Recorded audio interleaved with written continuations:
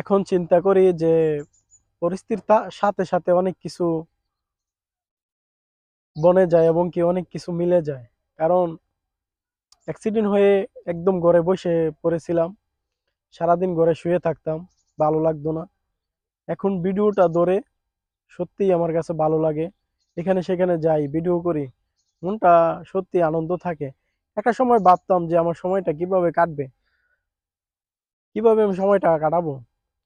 এখন সত্যি অনেক ভালো লাগে এবং কি খুব আনন্দে, মুখে হাসি খুশি থাকে, সময়টা কাটাইতে পারি।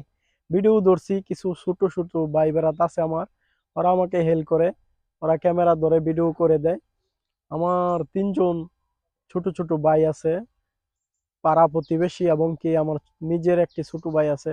ওরা আমাকে অনেক হেল্প করে, অনেক অনেক হেল্প করে আমাকে, ভিডিও করে দেয় এবং আমার সাথে এইখানে সেখানে যায়।